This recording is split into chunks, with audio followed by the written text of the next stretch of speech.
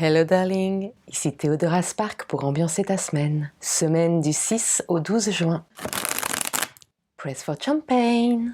Nouveau mois, nouveau jeu. J'avais envie de douceur. Je ne sais pas si tu entends, mais dehors il pleut, il tonne. C'est une ambiance très cocooning pour un week-end de Pentecôte. Quel est ton héritage de la semaine passée ?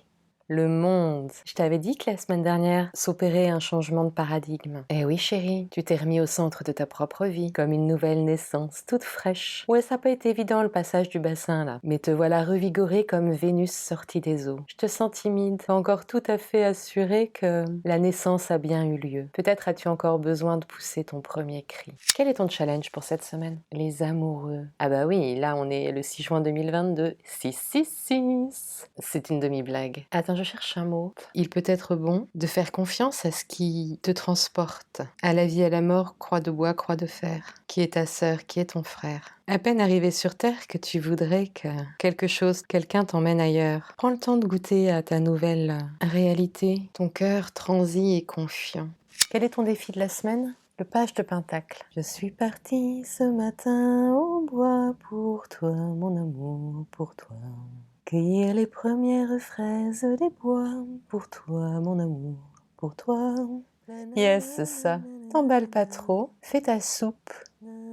Tu vois, ce petit page de Pentacle en défi, il m'évoque, je sais pas si t'as fait ça petit ou petite, de cueillir des herbes, des feuilles, ramasser des cailloux, des bâtons et puis en faire des mixtures, réunir tes ingrédients. Accepter de débuter aussi et de tester, d'être en phase d'expérimentation. On retrouve cette idée qu'on a vue il y a quelques temps, mais c'était beaucoup plus passionné, tout feu tout flamme et il y avait ce côté de une sorte d'impatience à vivre la vie en grand. Et en fait, là, on te demande de faire ta petite tambouille avec beaucoup d'innocence et en même temps beaucoup de détermination. Le résultat en fin de semaine pour toi ? Le soleil. Ouais, il y a 3 arcanes majeures. Ok, c'est cool. Et bah tu vois, cet enfant, il a grandi déjà en fin de semaine. Ça me parle de la langue des oiseaux. Une nouvelle lecture des mots en les découpant de manière phonétique afin de révéler des sortes de sens cachés, des sens sous-jacents à notre langage courant. C'est souvent très éclairant de faire ça, après ça pose la question de la traduction. Le cas typique que tout le monde connaît en général, c'est la maladie, le maladie. Tu sais, au début du tirage, je te disais que tu n'avais pas encore poussé ton premier cri. Eh bien, à la fin de semaine,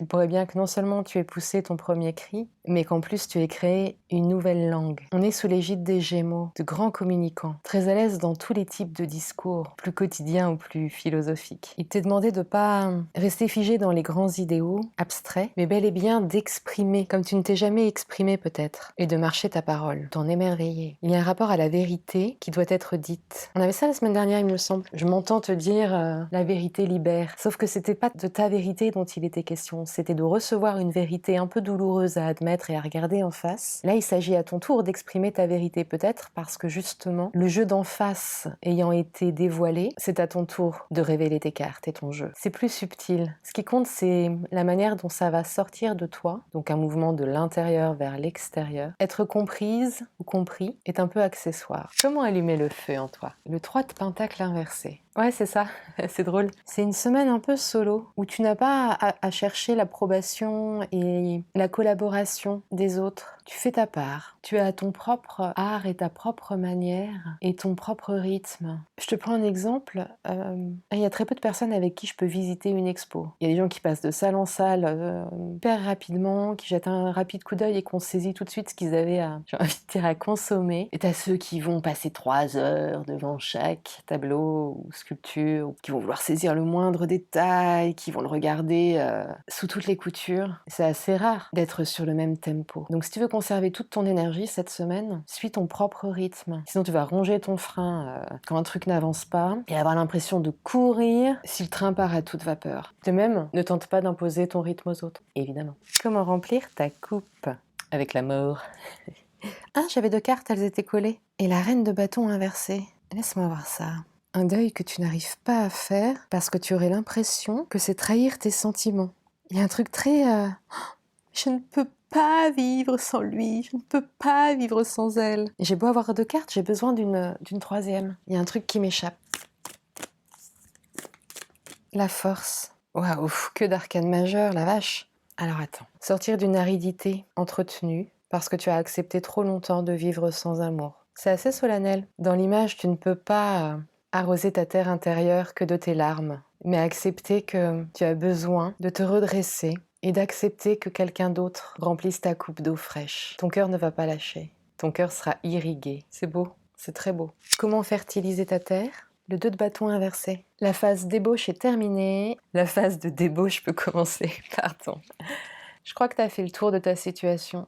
Des plans, des checklists, des numéros de secours. Vas-y, fais le premier pas. Range ton plan dans ta poche. Dans tout son... Ah, c'est dur à dire. Dans ton soutien-gorge. Ah tiens, puisqu'on parlait de la langue des oiseaux. Soutien-gorge. Le chakra gorge, c'est le centre énergétique de notre communication. Ça nous rappelle là encore d'exprimer, pas seulement de rester à l'état de projet.